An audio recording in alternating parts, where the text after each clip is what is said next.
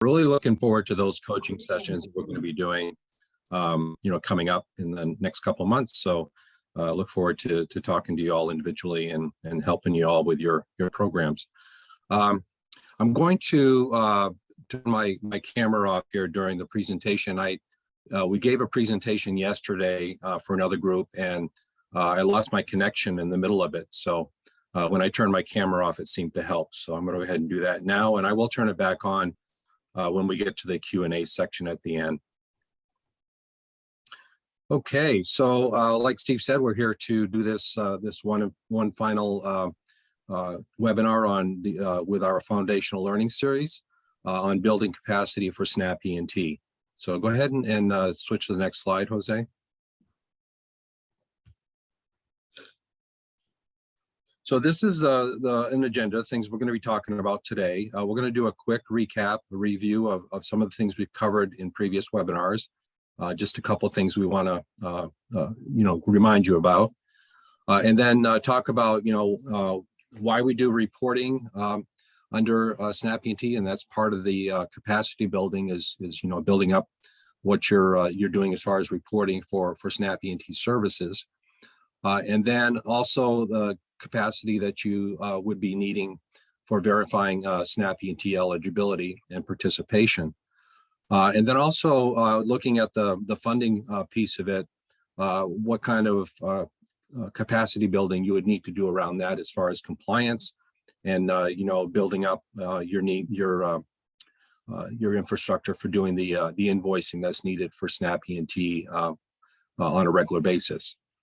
And then some other things you want to think about as far as building your capacity for community colleges, technical colleges.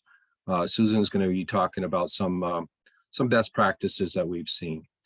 And then also we have some treats for you today as far as some guest speakers that are going to be talking about putting some of this capacity building in practice at their colleges.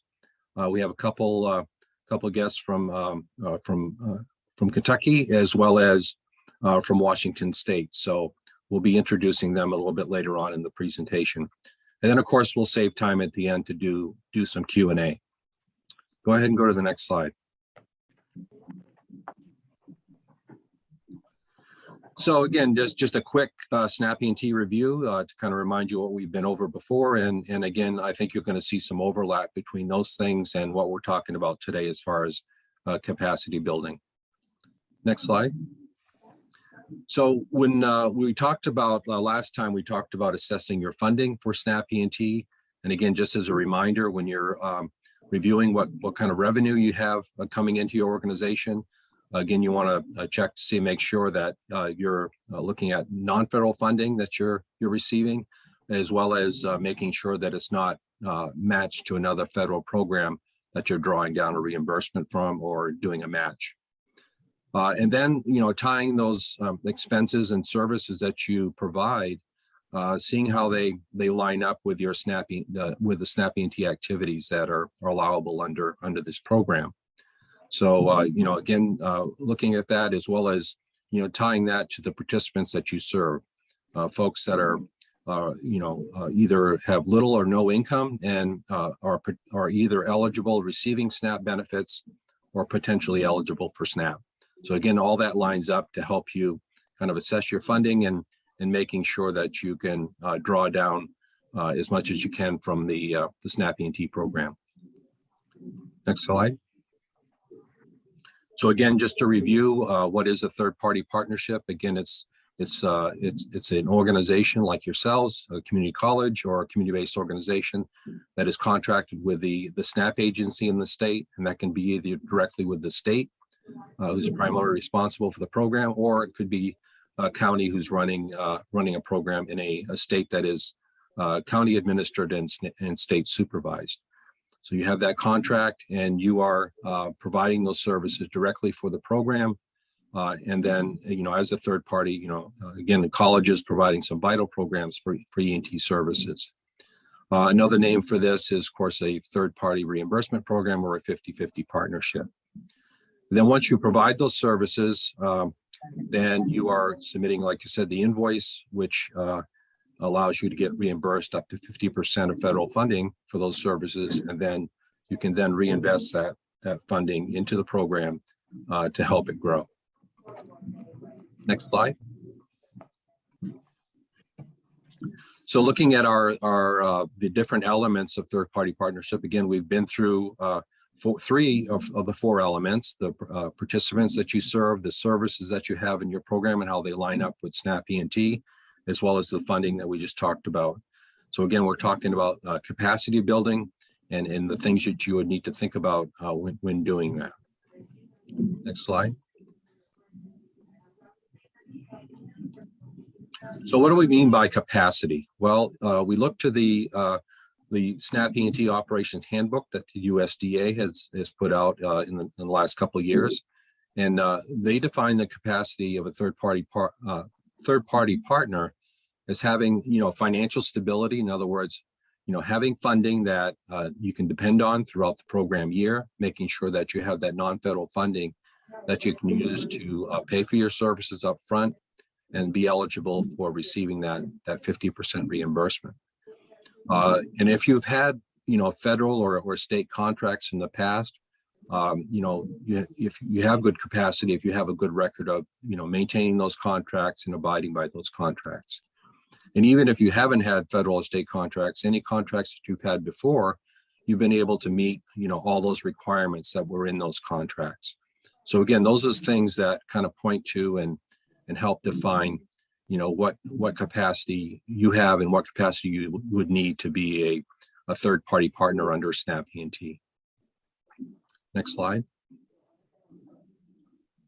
So how should you be thinking about capacity at this point? And what we mean by that, of course, is if you're not a third-party provider yet for SNAP E&T, or you're brand new to the program, really the things you need to think about at the beginning is basically just understand the expectations that you have as an E&T partner.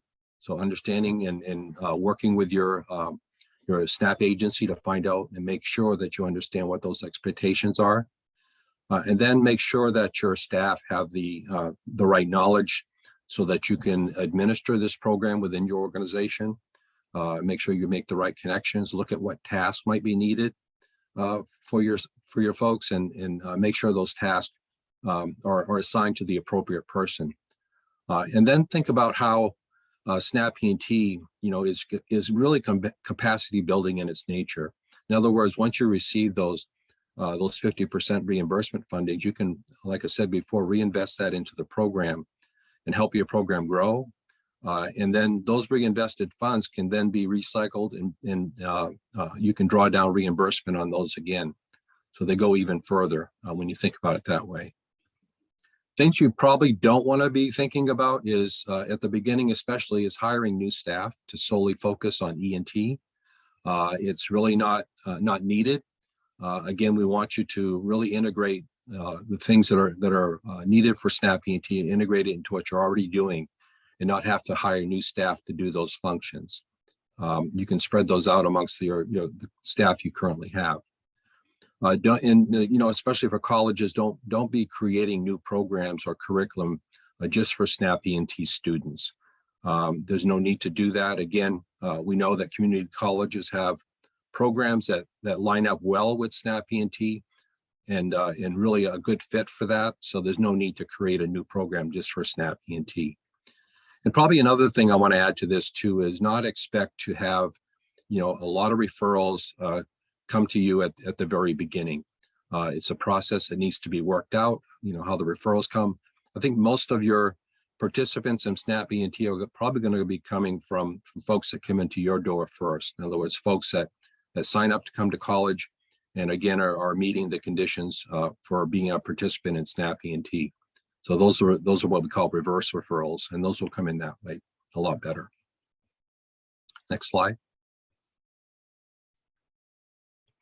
So I think it's I'm going to pause here, and I think it's good time to hear from our guest speakers and talk about the capacity building in practice and how it works on the ground at a college. So we have some people here from Kentucky at Jefferson Community Technical Colleges, Shauna King Sims, Richard Davis, and Joanna Lynch. I'm not sure who wants to go first, but I think Shauna, you're going to start it off.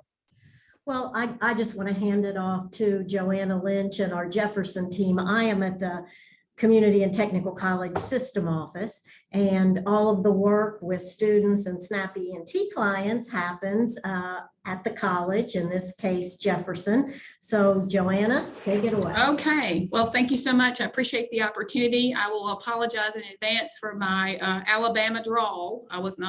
This is not Kentucky, don't blame them. So, but basically was just asked to kind of go through a little bit of our history and sort of what happened at Jefferson. And maybe you can learn from us. And I appreciate the folks at the Seattle Jobs Initiative who stayed on the phone with me in the very beginning as I was asking 1,000 questions. But I think this process started for us in about 2016. Our state DCBS contacted Shauna at the system office, and Jefferson was, I think, the only college to sort of bite. My role at the college is I'm the director of grants and contracts. And so, so we're definitely open and used to contractual agreements and working with the feds and federal funds. So it's not unusual. And the state of Kentucky had not had a SNAP E&T program maybe ever, or 10 years or something. So it was new for our state folks as well, relatively. And we spent a lot of time in meetings talking with the state office about, you know, how this would work. And I had 1,000 questions, and I think that was good. And then we got to the implementation piece. And so that's, I think, where the sweet spot is, probably what you would like to hear about, and maybe even like, don't be me, right? So, and in the very beginning in the SNAP E&T program, we were to serve ABODs. I had to figure out what an ABOD was. And once we figured that out, again, our college is in metropolitan Louisville, and we were primarily looking at Jefferson County, which is where the largest basically population in the state of Kentucky is. And so there are lots of ABODs in the system. And so, you know, our eyes kind of lit up like, oh my gosh, we could, you know, try to pull these folks into the college and also, you know, be able to actually impact them in their future in terms of their employment, which is what this is all about, right? And so we went through several things. One of the things, we are a multi-campus in multiple counties, and we had to kind of talk through that question. How do we do this and implement it in one county and not in another? I won't, you know, dwell on that, but that was certainly a consideration and a challenge. And then we also had some challenges about how does this fit into our grant accounting system? This is a 50% reimbursement rate. So how do you bill the state in our system for the full amount, but actually, you know, you're getting a 50% reimbursement rate on that. The one thing that's true in Kentucky, I don't know if this is true for everyone. I just know that in our state, that on the personnel side, we could charge our full indirect cost rate, which is relatively high. It's 54.12% on salary only. So when you think about that, it means that your reimbursement rate, at least for salary, is a tad bit higher when you reinvest that indirect cost revenue into your program. So that's kind of a selling point for your CFO and for your president as well. And so the sweet spot for the college is that we would be able to, or our expectation would be that we'd be able to draw folks who would maybe not even think of themselves as college going folks, and then be able to compel them, or even new people, to recruit into the college and provide the support that they needed through this grant funding. Basically a coach, a case manager type that actually is kind of gonna shepherd them through the entire system and even their time at the college. So that was sort of our expectation. We had a huge budget because we had huge numbers of potential. And I think our first few budgets were probably $500,000. Ha ha ha. So anyway, if I knew then what I know now, we know we're not going to spend $500,000, but I did not know what to expect. And so we sort of put that as a placeholder. and thought we would pull some funding from different folks at the college, assign a person from financial aid, for example, and be able to offset some of the costs to have them actually assigned to the SNAP program, in addition to a person that would actually be the case manager and deal with folks and recruit folks one-on-one. So one of the big things that we talked about was, could we get a list, a contact list from our state office, and sort of try that out. That was a little bit challenging just because of their software system, but we did end up with about 60 names. And we learned a lot from that experience, which was, again, these are ABODs. And so they had to participate in some way in order to be to continue their SNAP benefits. And so what we found is that that's not a compelling reason necessarily for a person to come and enroll at the college. Not really surprising when you think about it. And so there's a subset of those folks that this would be a great opportunity. It's like that they might not have any other way, but those were definitely the minority in that group of 60. The other thing that we found is, addresses were bad, contacting people was almost impossible, response rate was terrible. And so we found out pretty early on that was not going to be the way to go. Even if we had a huge list, it's not really a recruiting list like we had hoped that it would be. And so live and learn.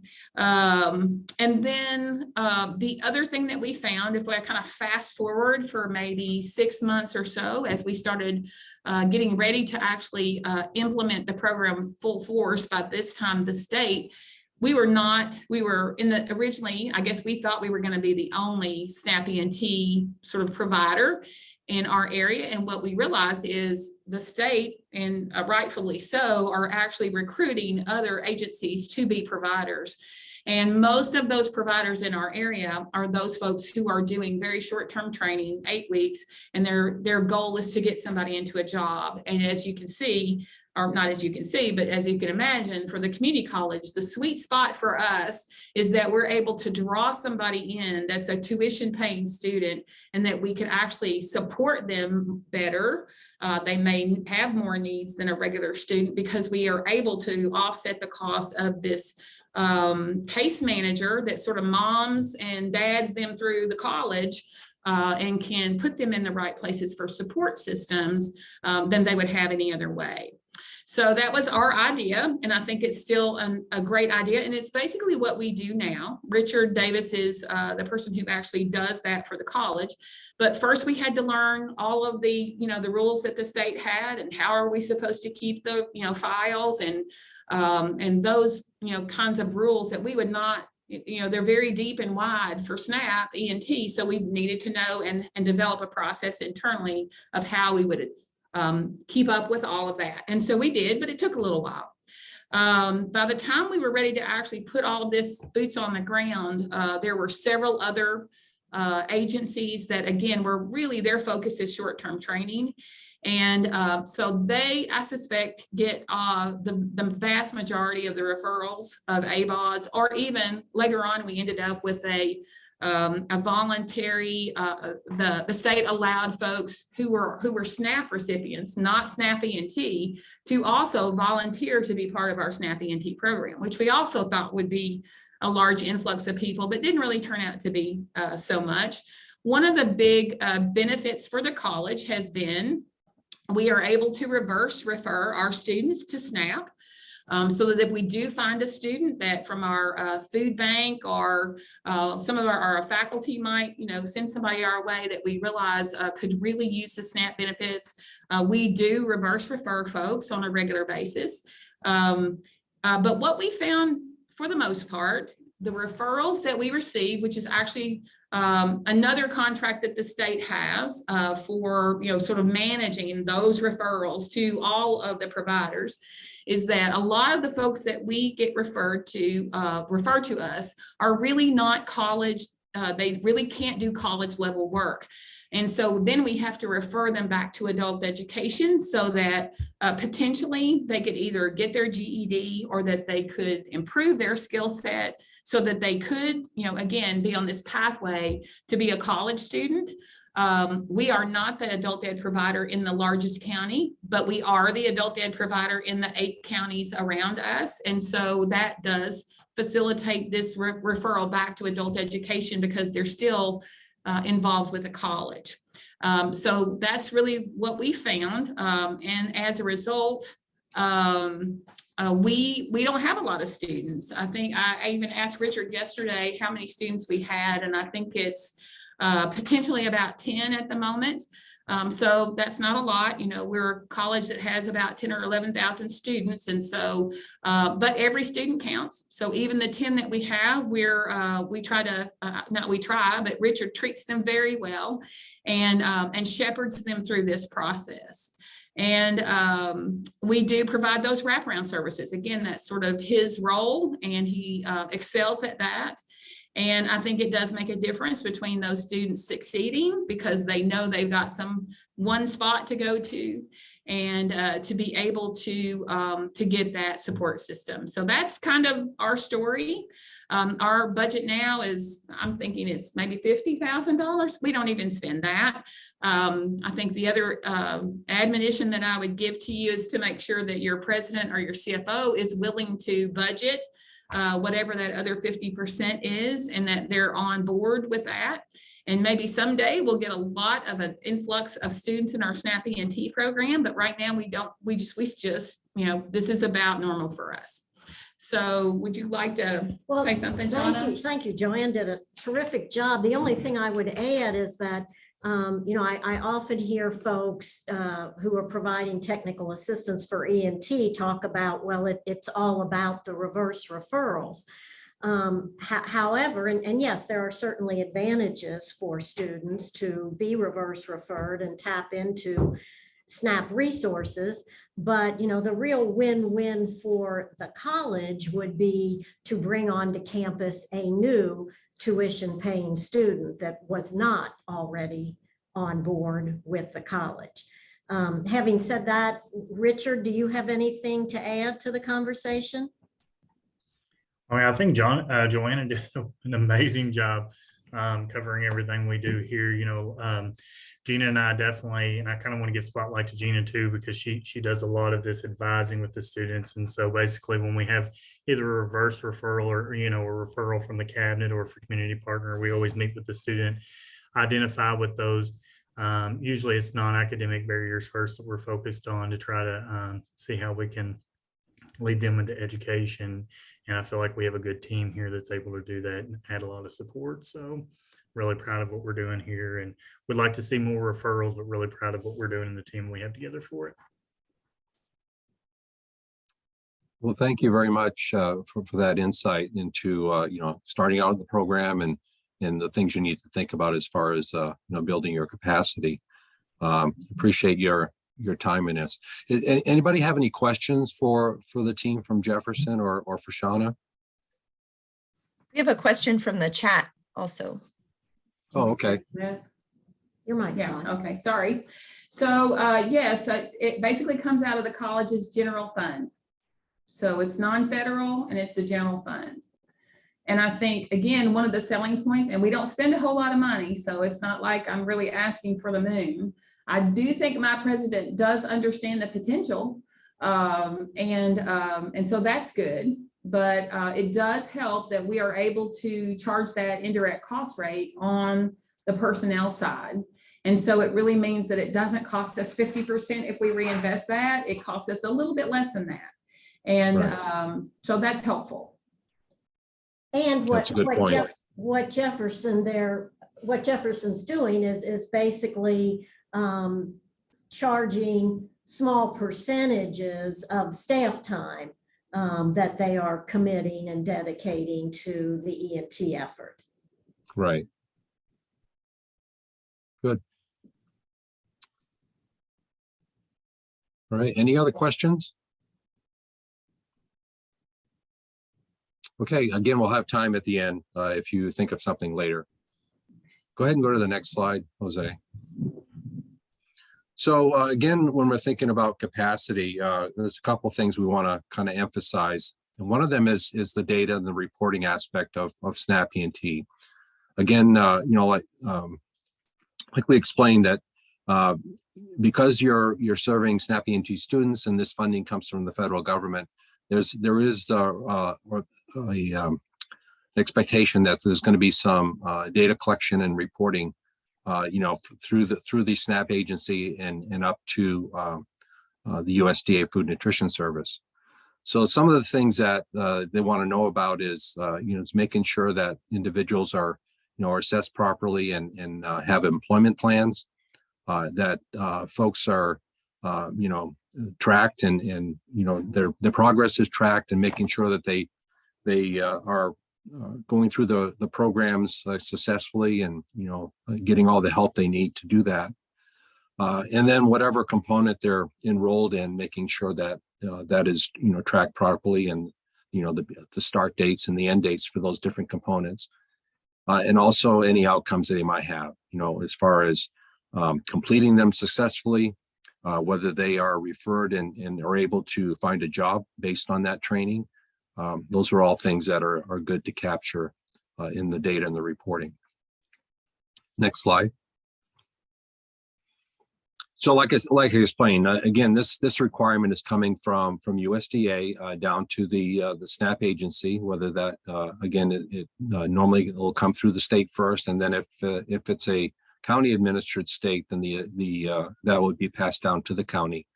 And then the reporting requirement then is passed on to the third party provider in making sure that they are tracking these things and reporting that back up through the same channels. Again, USDA has to have this information so they can justify the funding that they get through for the SNAP ENT program. Again, the SNAP agency within the state has to do the same and make sure they continue to get the funding that they need to run the program and help the folks that are receiving SNAP benefits. Next slide. So just a sample of some things you might be tracking using with SNAP ENT. And one of those things is making sure that you're verifying eligibility for SNAP ENT and making sure that individual is receiving SNAP benefits during the month that they are getting a service from SNAP. So this is just a sample roster exchange that could happen between your agency and the SNAP agency. Tracking the individual's name and whether or not you've confirmed that they are on SNAP. Sometimes it's good to have and know when they've been certified for SNAP, so that you can kind of help them keep track of making sure they stay on SNAP benefits, so you can again continue to claim the expenses that you're investing into your programs and providing services for these folks. Next slide.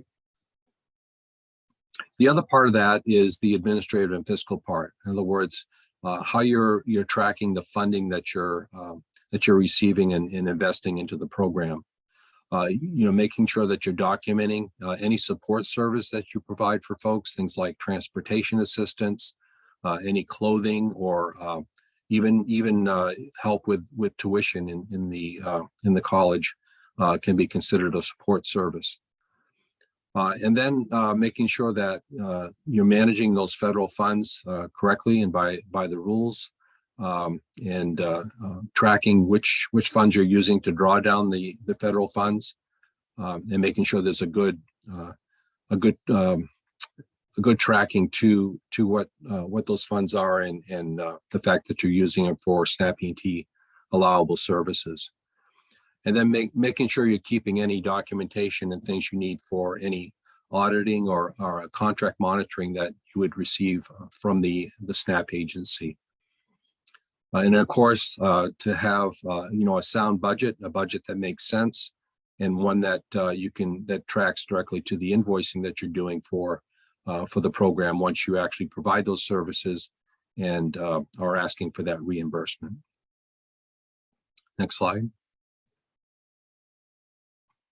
So just kind of an idea of what you might look at as far as assigning roles to different folks that work for you. Again, these are a list of some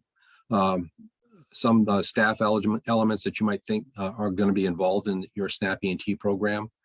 Your student enrollment folks, any career navigators that you have or student advisors.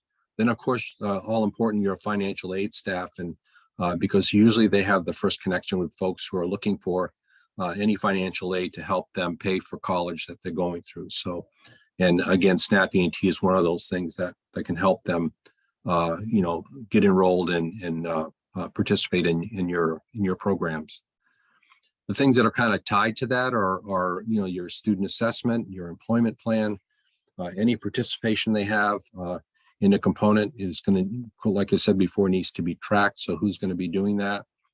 And then it's tracking those supportive services that they might receive, and then making sure that somebody is tracking their progress and documenting that progress in any case notes, either in your systems or usually the SNAP agency will have a system, an eligibility, a case management system that will that you'll need to put notes into to track people's progress in your programs. Next slide. So things to think about as far as being prepared for an audit or a contract monitoring, and basically there's two aspects to this. There's a program side and then a fiscal side. Under the program side, you're looking at the individual participation and how the case files that you're keeping for that individual.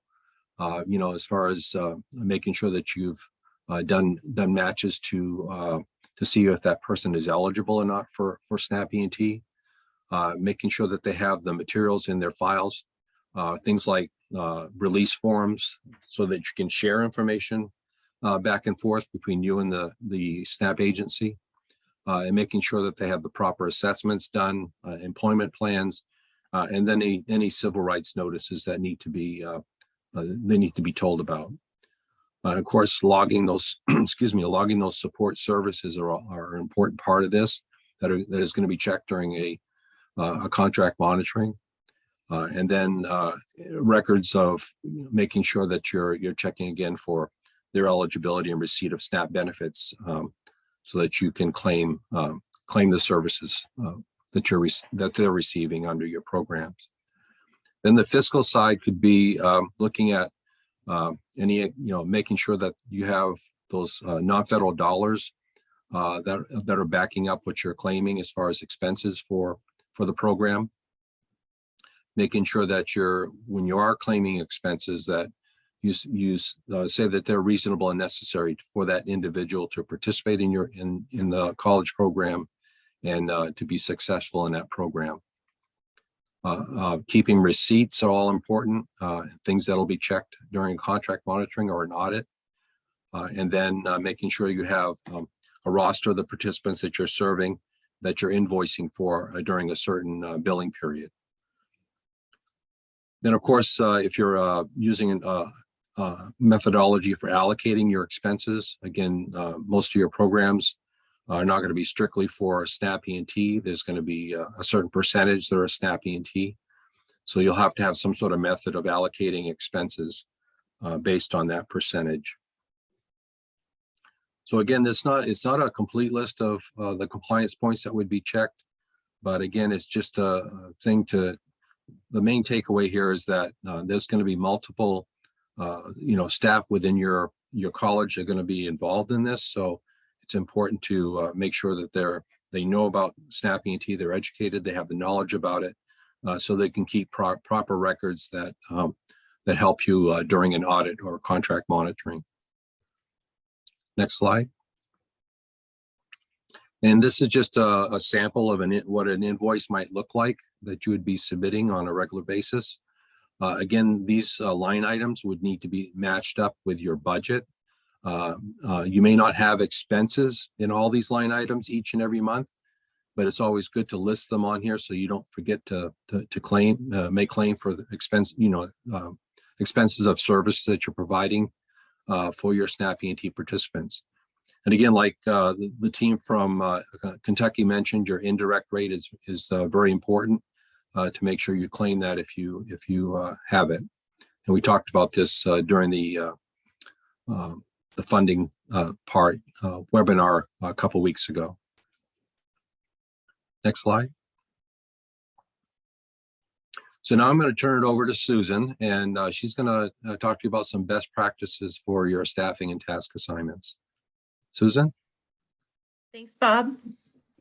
So yeah, Bob sort of laid out all the different elements of, where you need to think about building capacity or just understanding what your capacity is when you're implementing SNAP E&T. We also heard from Jefferson Community College, where they sort of, set out kind of thinking really large scale and have sort of had to right size based on the referrals that they're receiving and sort of what things look like right now for their student population.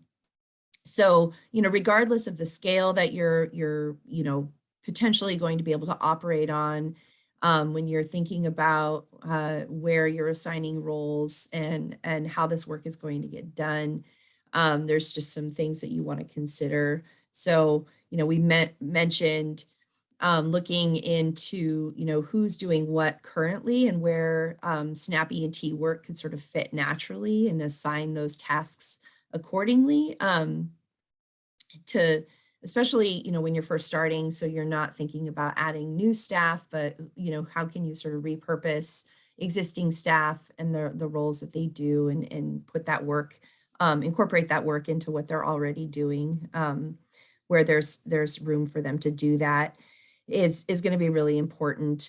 As you do this, make sure that you're writing your processes down and identifying kind of on paper who's doing what is going to be really important. So you have continuity over time if you have turnover, and just also for folks to really be able to reference, especially if you're operating on a smaller scale at first.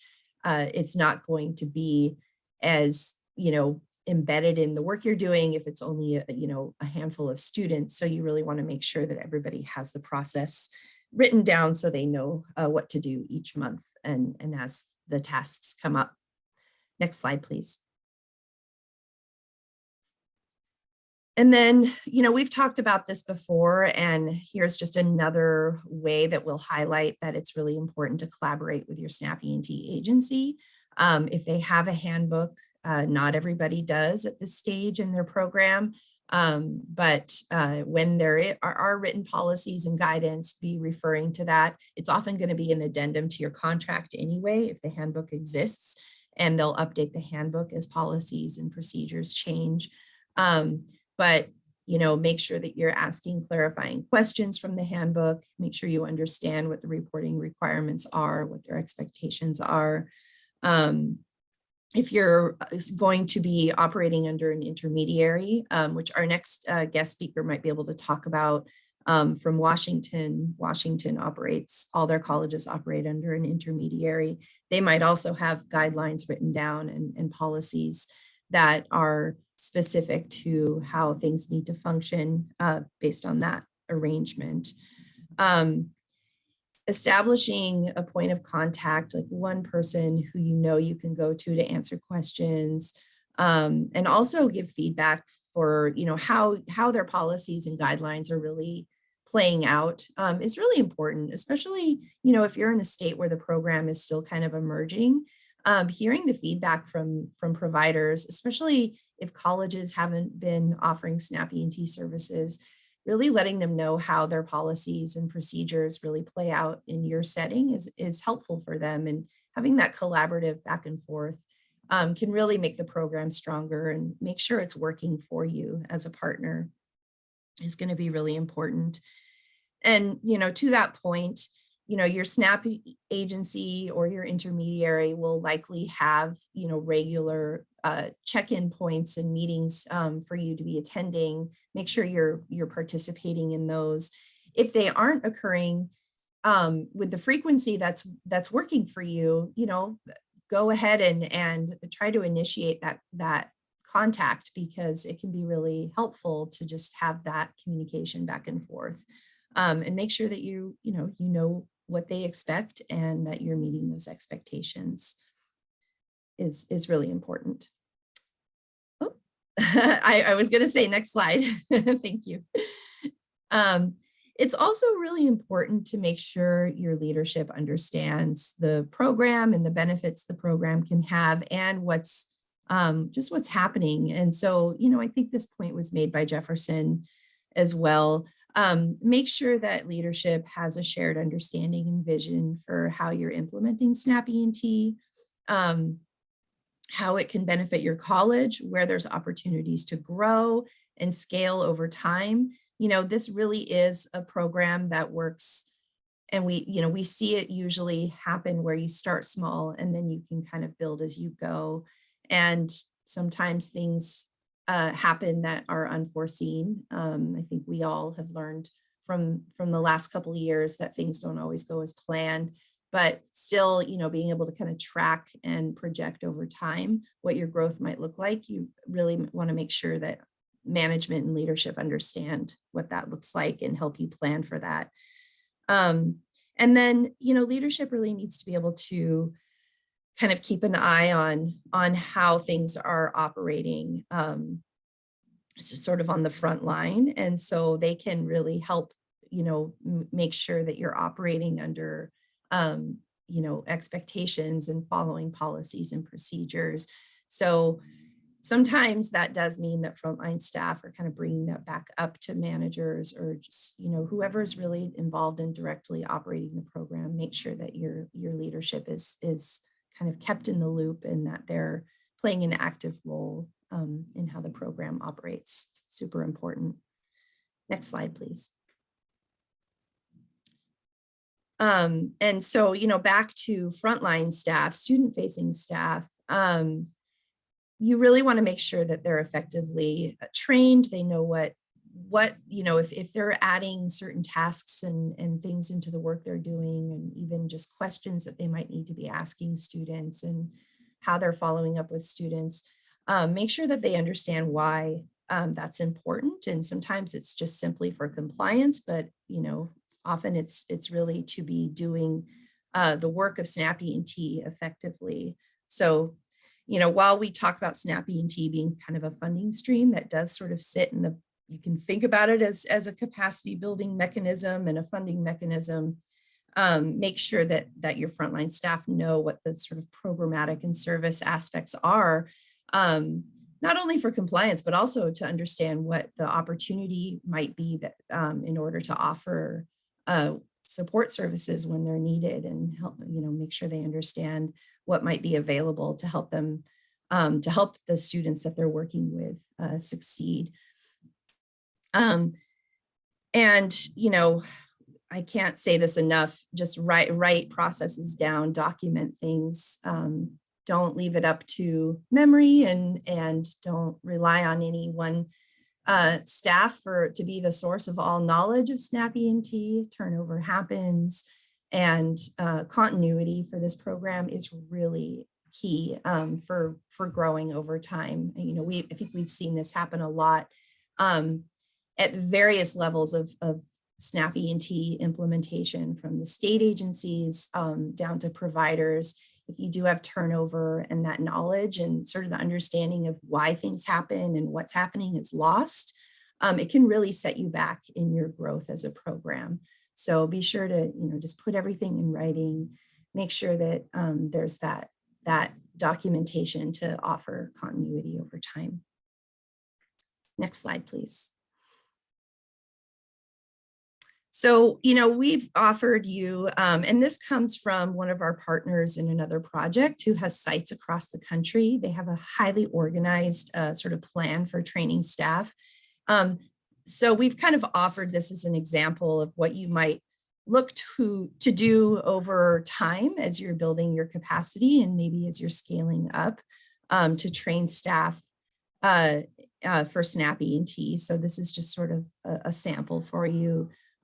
You may not have to be this organized in what you're doing as you get started. It might not involve that many folks, and it might not be that complex, but think about where you might want to be sort of planning ahead and making sure that people are sort of skilled up as you get going. So this is just here as an example for what you could sort of work towards. Next slide, please.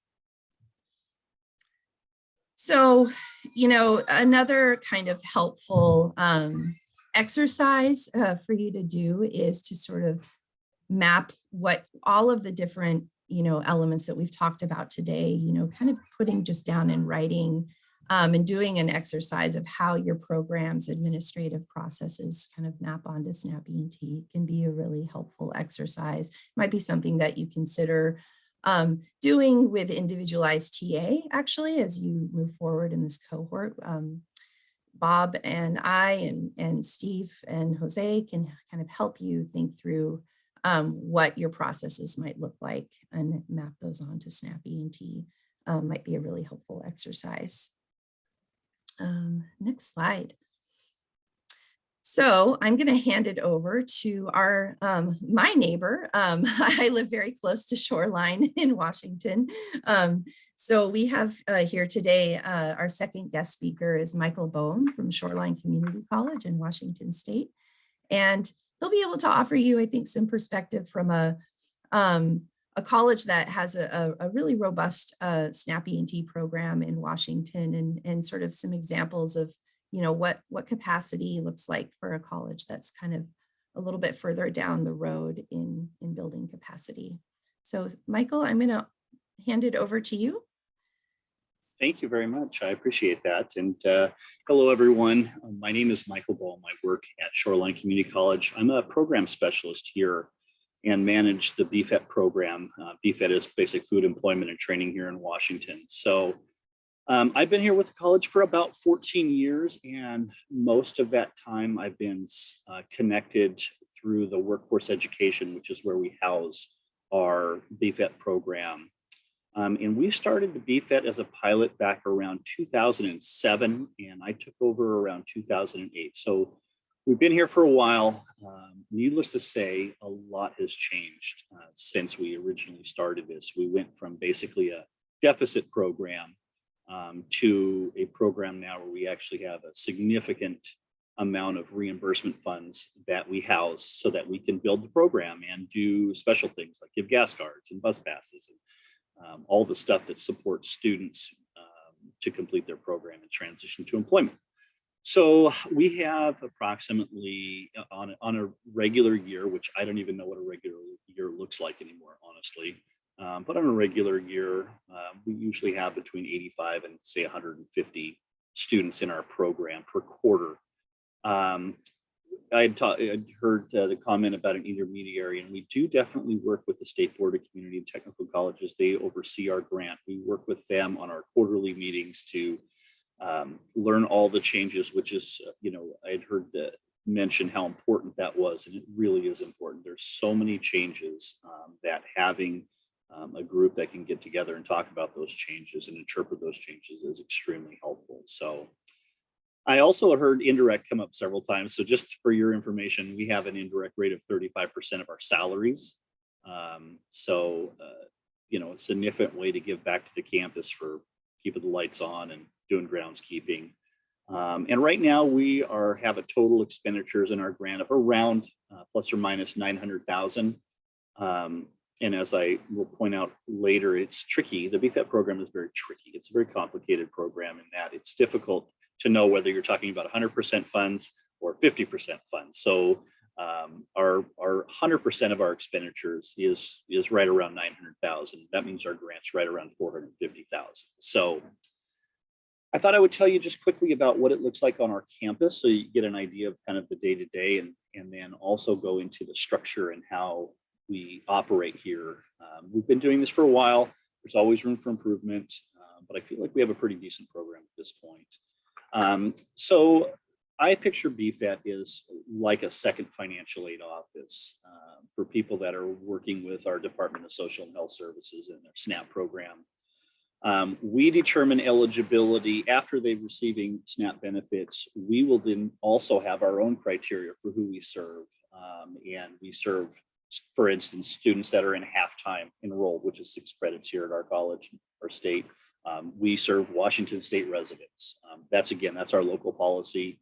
So we do some of those criteria and triage folks to make sure that they're eligible. And once we do that and they're eligible, we actually pay for tuition and fees. We pay for books and supplies. We can help with transportation. Right now, we're doing $100 in gas cards, for instance, or we do what's called a regional bus pass. So that's a huge benefit to our students. It's a big support to our students, and it helps our students get through.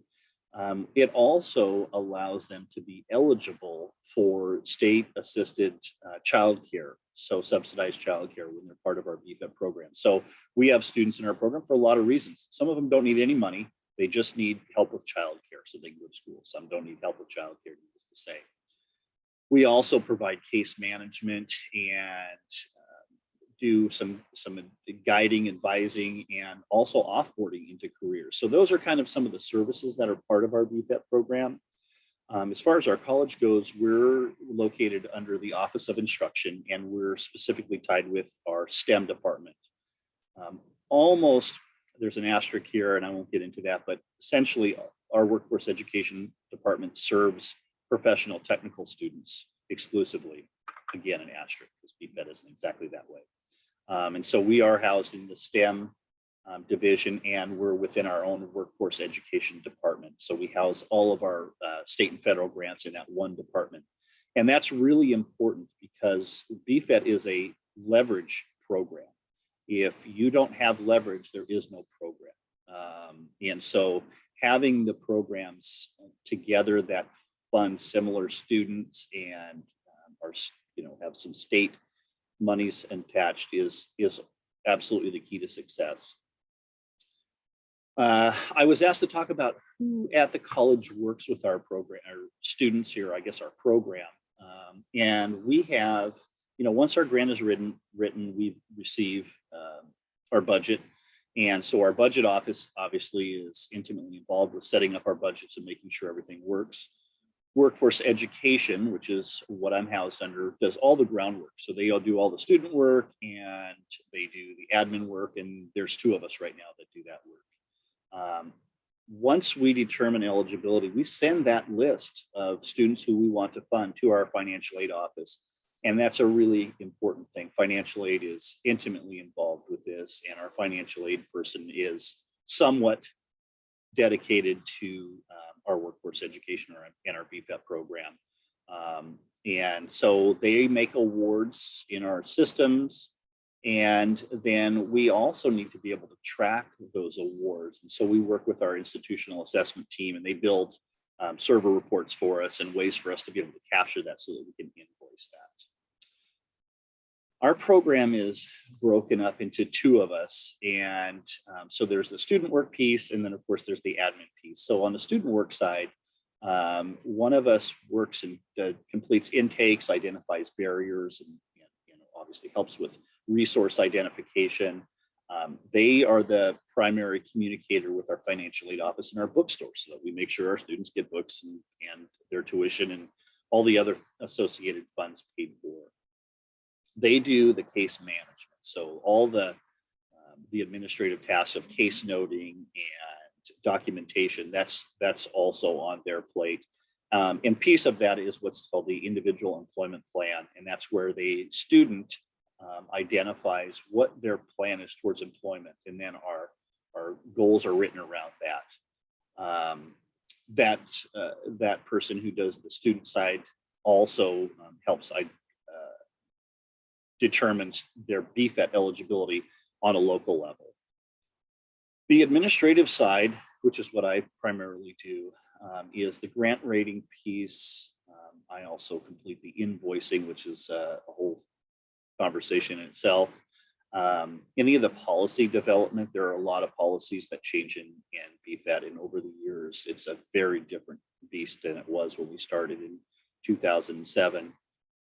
So keeping up with policies, making sure that our policies are in line with our new grant guidelines, a lot of troubleshooting and difficult situations. That's a very, very important part of my role here too. And then of course, I had heard mention from Susan about the basically having documenting, and that at our state is an extremely important piece. Having both a student and an admin handbook really saves your bacon for those monitoring visits, because they can read about your program and know your program without having to grill you on the spot and try to learn about it. It's been very helpful, and we have a really good handbook because of that. So the things that I don't know I've heard as much, but with workforce education and specifically BFET, leveraging those funds is, again, it is the program. So BFET is a match or leverage program. I've heard match quite a bit, and you know, some of the folks at the state board would immediately correct you and say leverage. So we leverage with our other state funding programs. We have what's called a worker retraining program, and those are students who, you know, are getting unemployment benefits, or they've exhausted their unemployment benefits, or their business has been affected by an emergency, or some of those things. And those state funded, we have a lot of co-enrolled students with that program. We have what's called a opportunity grant program, which is Washington State only, and is the same income criteria, 200% of the federal poverty level, and the same guidelines essentially, with just some more limitations around what programs they can be in. And that program we share a lot of students with, and that again, that can't be understated how important the leverage piece of it is. If you have anything from this, take away, leveraging funds is the key. We also have some state grants. We have what's called the Washington College Grant. And what happens is essentially our students that are BFET students, they've met our BFET criteria, are paid for by these other grants. And we get to capture 50% of that reimbursement.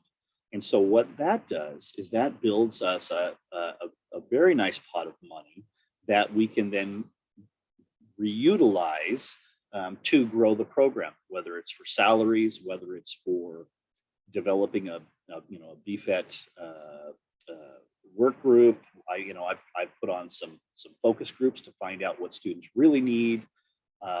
There's the gas card. There's a numerous ways that we use those reutilized funds. In fact, we use it for our adult basic education and our ESL students because they don't have any other sources of finance at our school. So we pay for those through our reutilized funds. So that's it's without being too crass, it really is a great way to make money and have a way to both support your BFET program and grow it. There's some challenges with the program, needless to say, and some tricky stuff. One of those for a lot of programs, and I've talked to a lot of schools, I've talked to a lot of other schools in other states, quite a few actually, and finding those match sources can be a trick. We're very lucky here. We got a commitment from the college, which I also heard earlier about getting the commitment from your executive team. We got a commitment from them to be able to use what's called 3.5% institutional funds, which is essentially 3.5% of the school budget, and we can use that money to support students who have a need. And we wrote up a proposal to use about $150,000 to $200,000 a year in that. And so when we're talking about building our reutilized fund or reimbursed funds, that's, think about that, right? So potentially each year we have $150,000 plus going into our account. Add in the Washington College Grant, which we frequently will have $20,000 to $40,000 a month of leverage. Those aren't monies that came out of a BFET budget per se, but they're monies that we use as match and leverage, and we get to put those funds into our reimbursed funds. And I'm using the word reimbursed and utilized interchangeably, and they're not interchangeable, but it's the same money. So we spend $70,000 in a month, and we're going to get $35,000 back, and those are our reimbursed funds. Once we decide to use those funds, then they become reutilized funds, and the only criteria for that is that they are for eligible BFET expenses. So you can be creative and you can do some things. You can create your own classes if you wanted to. You could, there's a lot of the world is your oyster. Understanding the reimbursement model is also a challenge, even after all these years where I've been somewhat at least involved in BFED. It's still a challenge, right? Are we talking about 100% money? Are we talking about 50% money? You know, we're spending 100%. Well, where we get the other 50% back, right? So spending into a deficit is how we originally started our program because of the challenges of understanding the reimbursement model. But I think we've got it figured out now. I think we're doing okay. And then the last challenge I'll just bring up is really tracking those expenditures, you know, and having having all expenses come out of one budget would be the dream. It doesn't work like that, but it would be the dream. And that's what kind of our expectation is here in Washington. So we've set that up as best we can. But again, tracking those expenditures because they are in multiple budgets can be a little bit tricky. So that's why earlier on I said that our institutional assessment program was really involved with helping us be able to track that. So that's our program, and you know we've been doing it for a while. We've done some things great. We've done some things that not so great, and I think we're to the point where we have a program that we're very proud of. There are many great programs, and I think ours is one of them as well. Yeah, it's a fantastic program. It really supports. So I'd also heard earlier that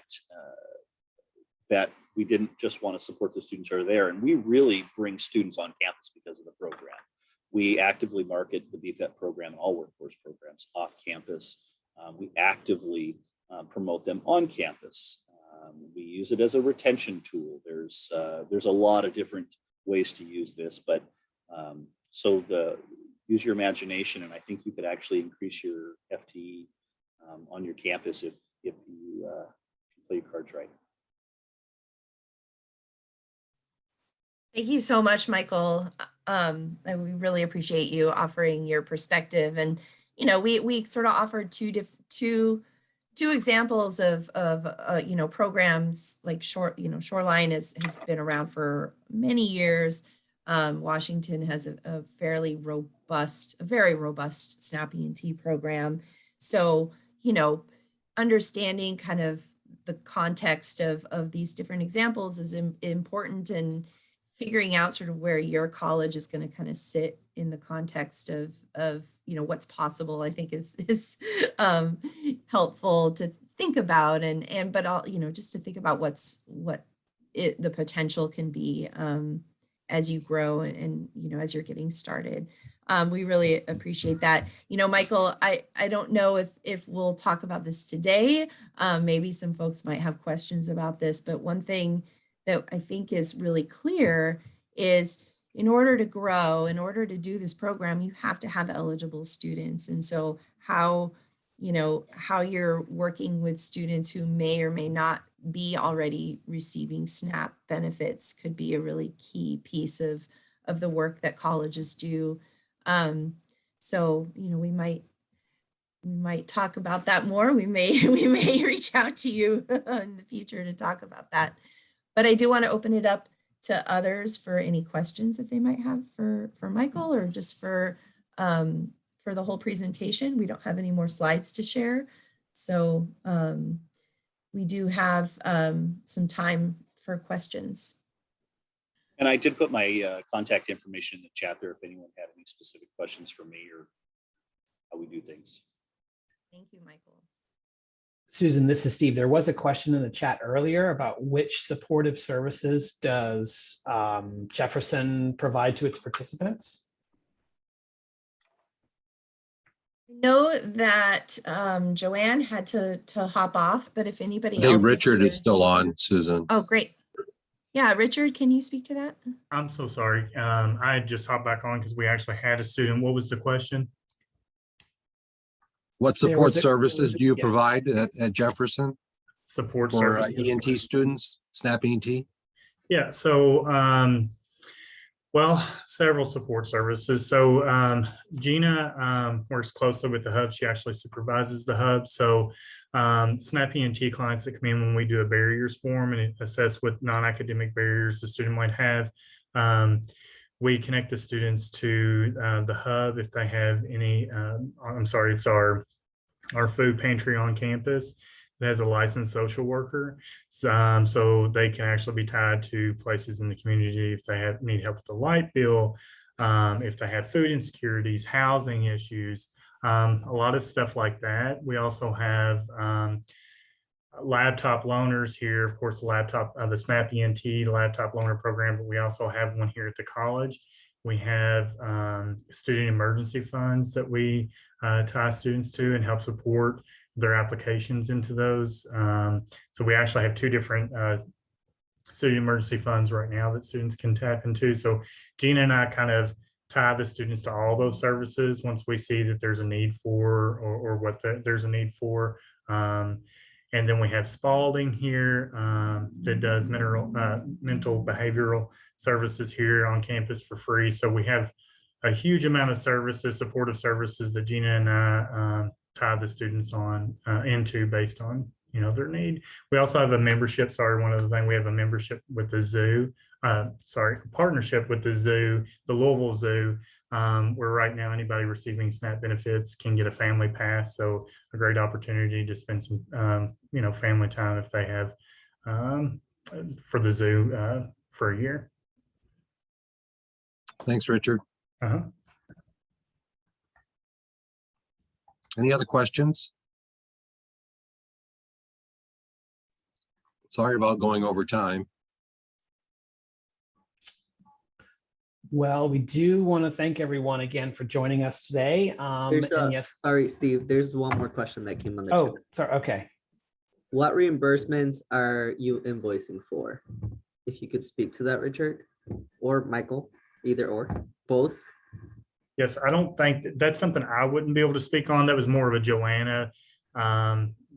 This with our grants and contracts. It was at the beginning of the call that kind of spoke for Jefferson. So unfortunately, that's something I wouldn't be able to speak on because I don't see that part of it.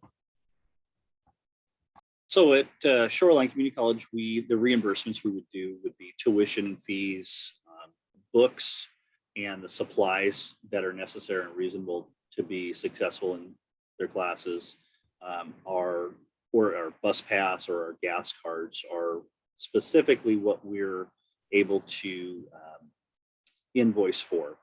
There's in the handbook, there's about 70 other items that are possible, and it really depends on the school situation, what they can support. Some schools actually pay rent for students. We don't do that. We don't have a process or a system for setting that up.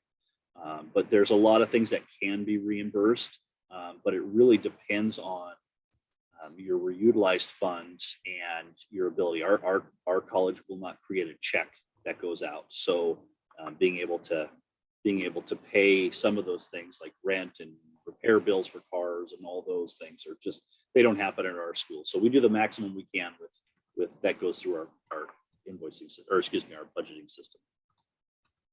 And Michael, correct me if I'm wrong. I think that childcare in Washington State is paid for through the state. In other words, it doesn't come through SNAP ENT. It's something that ENT eligible students are eligible for based on their status as SNAP ENT, and is paid for with TANF funds. I don't know if it's paid for TANF funds specifically, but yes. So when you're eligible for the BFET program here in Washington State, you're eligible for the number of hours that you're participating in school plus travel time.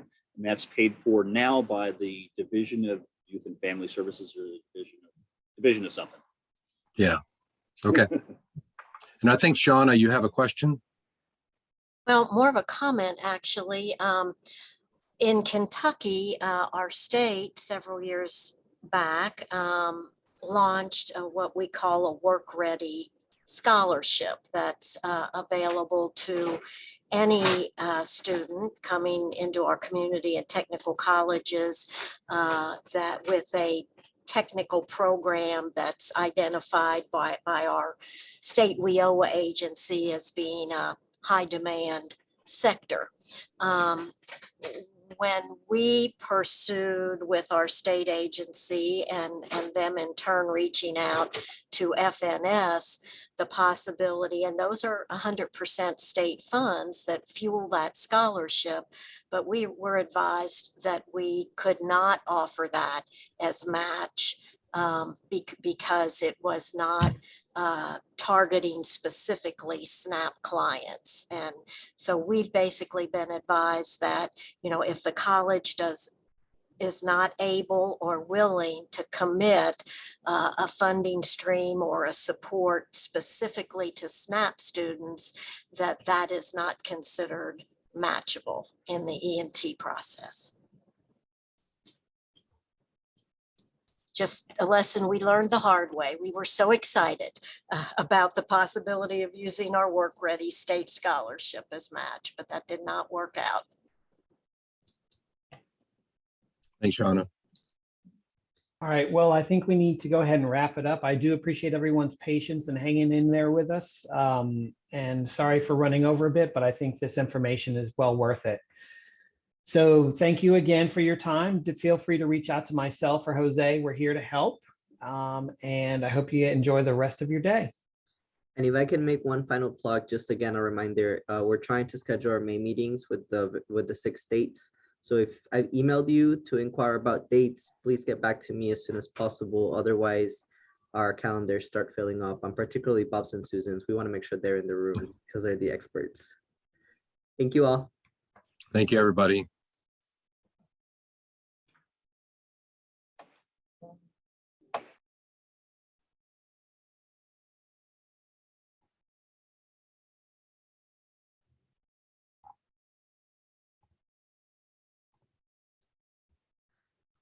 Thank you all. I'll close it out now. All right, thanks. See you later. See ya.